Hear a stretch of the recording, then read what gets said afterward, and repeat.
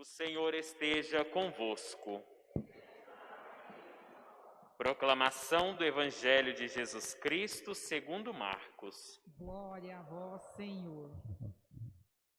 Naquele tempo, Jesus tomou consigo Pedro, Tiago e João e os levou sozinhos a um lugar à parte, sobre uma alta montanha, e transfigurou-se diante deles. Suas roupas ficaram brilhantes e tão brancas como nenhuma lavadeira sobre a terra poderia alvejar.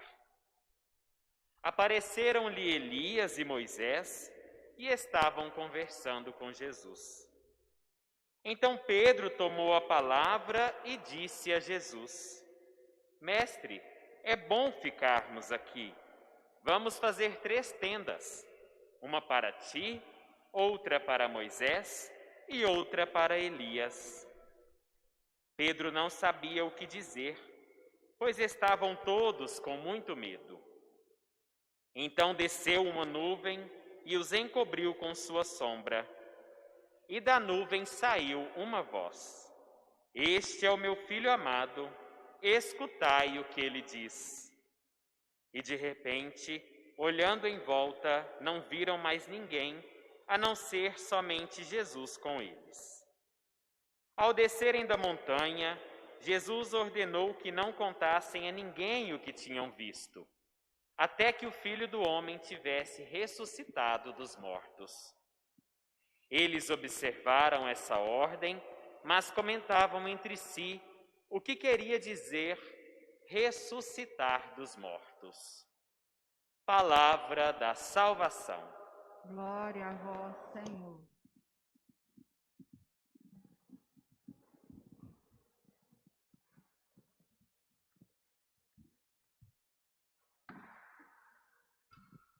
Caríssimos irmãos, caríssimas irmãs, todos vocês que nos acompanham pelo YouTube, pelo Facebook. No primeiro domingo da Quaresma, nós fomos para o deserto. O deserto é o lugar de exercitar a liberdade, de libertar a liberdade que Deus nos deu. Liberdade que é custosa.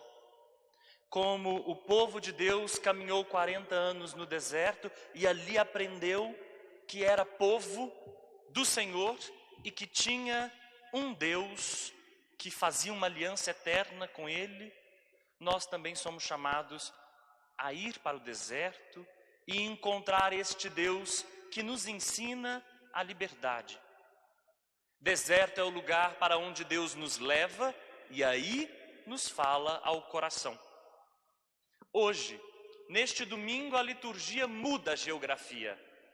Se no domingo anterior nós fomos para o deserto, hoje nós somos convidados a subir a montanha com Jesus. Para quem já subiu uma montanha, sabe que lá de cima o horizonte se abre, a gente vê as distâncias, a gente é capaz de enxergar as lonjuras. Montanha também é lugar de encontro com Deus. Não é à toa que a literatura bíblica usa a figura da montanha sempre para falar da revelação. Deus é tão alto, a gente está cá embaixo. É preciso um lugar intermediário de encontro. A montanha é esse lugar.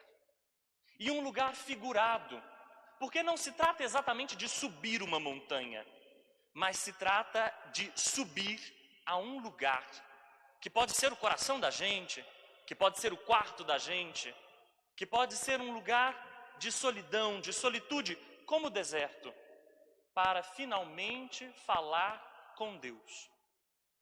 Montanha é lugar da revelação, lugar do encontro, como o deserto era. Jesus leva 3 discípulos, Pedro, Tiago e João. Não tenhamos medo de imaginar o 4º discípulo. O 4º discípulo é você. O 4º discípulo sou eu. Esses 3 discípulos não são especiais. Eles não são escolhidos porque são os melhores dentre os 12. É exatamente pelo contrário. Eles são escolhidos porque são os discípulos mais difíceis. Pedro é a pedra. Turrão, difícil, custa entender o projeto de Jesus. Há pouco tempo antes desse evangelho, foi ele mesmo quem disse: não, Senhor, o Senhor não vai morrer. Jesus precisou dizer para ele: vá para trás de mim, Satanás. Nenhum discípulo é chamado de Satanás a não ser Pedro. Tiago e João, por sua vez, são os filhos do trovão. A gente sabe por quê. Porque quando a mensagem de Jesus não é aceita, eles querem devastar as cidades com raios e trovões. São impetuosos, são intolerantes. Também eles custam a entender quem é Jesus. Querem um lugar à direita e um lugar à esquerda do Mestre. Estão preocupados com o poder. Não é à toa que Jesus os chama para subir a montanha. Para que eles possam ver mais longe, para que eles possam compreender a revelação de Deus, para que a revelação, descortinando-se na frente deles, acabe com a cegueira. Por isso a gente pode ser o quarto discípulo, porque a gente também é difícil. A gente também sabe que em algum lugar nós somos impetuosos, nós queremos que Deus desça a ferro e fogo na goela das pessoas. Nós também somos intolerantes, estamos às voltas com brigas por poder, para ver quem pode mais, quem é melhor. Nós também somos um pouco Pedro, Tiago e João. E é lá no alto da montanha que as vestes de Jesus brilham, que sua face brilha, que ele se enche de luz para manifestar a sua glória, para manifestar que o homem vai ser recriado. O homem novo aparece em Jesus. O homem novo é aquele que é capaz de doar a própria vida. O homem novo é aquele que entrega a sua vida em favor do outro. É isso que Jesus mostra. Transfiguração é outra palavra para ressurreição, para glória. E a glória de Jesus é o homem vivo.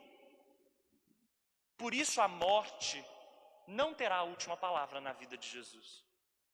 Jesus antecipa para esses discípulos que a morte não é palavra definitiva, que a cruz não terá a palavra final. Esses discípulos são chamados a compreender, finalmente, que o homem novo é aquele que doa a própria vida e porque a doa, jamais a perde. Porque a doa, a morte jamais poderá silenciá-lo. Todo aquele que quiser ser discípulo, portanto, deve aprender do Mestre isso, entregar a própria vida. Porque é só entregando a vida que nós a possuímos de verdade. É só quando a gente se doa que a gente tem vida de verdade. O resto não é vida. E é então nesse momento que Pedro, sentindo a glória de Jesus, vendo que a cruz ficou para trás, ele se anima.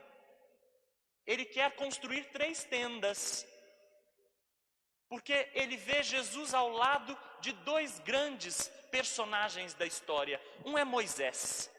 Moisés, todos nós sabemos, é aquele que representa a lei. Foi ele quem buscou os 10 mandamentos no alto do monte. Foi ele que acompanhou o povo na libertação do Egito.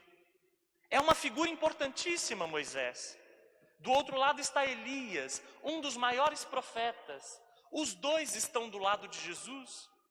E os 2 representam que Jesus agora é a lei. E ele é o profeta. Jesus leva tudo à completude. Ele dá sentido a tudo.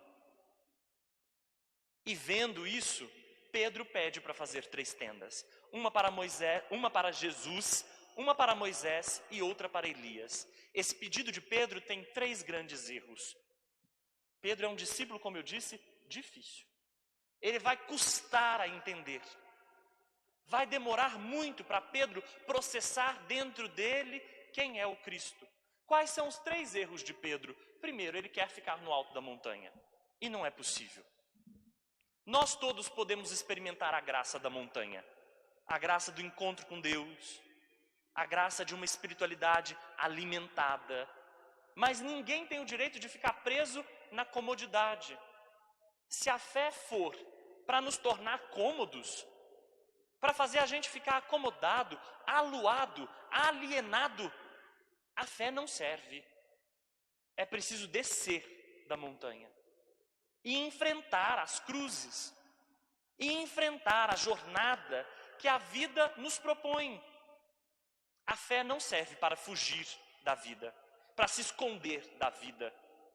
Quem usa a fé para se esconder dos seus desejos, quem usa a fé para fugir das suas labutas, usa mal a fé. É má fé o que possui. A fé é coragem para enfrentar a vida. E por isso Pedro precisa descer. O segundo erro de Pedro é colocar Moisés no meio. O evangelista é muito esperto. Ele diz assim: vou fazer 3 tendas.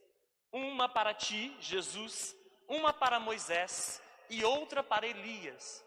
Isso significa que para Pedro o centro é ainda Moisés. Para ele o centro de sua vida continua sendo a lei. É preciso deixar para trás Moisés. Não é à toa que os dois vão sumir e só vai permanecer Jesus Cristo. É preciso deixar para trás a lei que escraviza, e encontrar em Jesus a graça. Notem o que o texto diz: as vestes de Jesus ficam tão brancas que nenhuma lavadeira na face da terra poderia produzir tal brancura. Isso significa que não somos nós, com os nossos esforços, que produzimos a salvação. Não somos nós, com o nosso esforço, com o nosso trabalho e labuta, que fazemos a salvação acontecer. A salvação, ela vem de Deus. Ela é graça. E nós seremos sempre dependentes da graça. É Deus quem produz a alvura, a brancura das nossas vestes com a sua vida doada, não nós. E é por isso que Pedro precisa aprender que estas tendas precisam ser esquecidas. É preciso encontrar a tenda definitiva. Qual é a tenda definitiva? Quem é a tenda definitiva?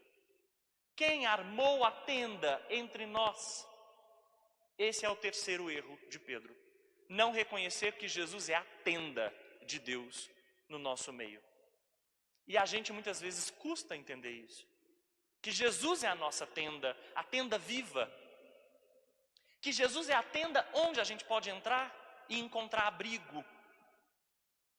Que Jesus é a tenda de onde a gente pode se alimentar e se encorajar para descer as montanhas da nossa vida e topar com as cruzes e atravessá-las. É nesse momento que Deus aparece, para corrigir Pedro, para corrigir a gente, para puxar a nossa orelha, como um pai pedagogo, dizendo: este é meu filho amado, escutai-o. Não é outro que a gente deve escutar, é Jesus Cristo. Não escutemos outros messias, geralmente eles nos conduzem à morte. Não escutemos outro que não o Cristo, que nos pede fraternidade, solidariedade, doação da vida, que nos pede sermos capazes de amarmos-nos uns aos outros. Pedro não sabia o que ele estava dizendo, porque ele tinha medo. Quando a gente tem medo, a gente se confunde. Quando o medo domina a nossa vida, a gente já não sabe mais dizer. Quando o medo nos assola, a gente se perde. E a fé é antídoto para o medo. E é ela que faz a gente descer a montanha e enfrentar a vida. O Evangelho termina dizendo que os discípulos conversavam. O que será que significa ressuscitar dos mortos? Essa deve ser a nossa conversa.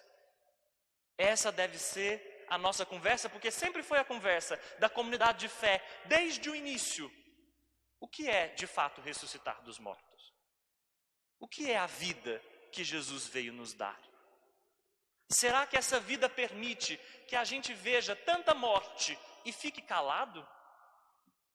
Será que essa vida permite que a gente olhe para a morte e haja de forma negacionista, como se nada tivesse acontecendo?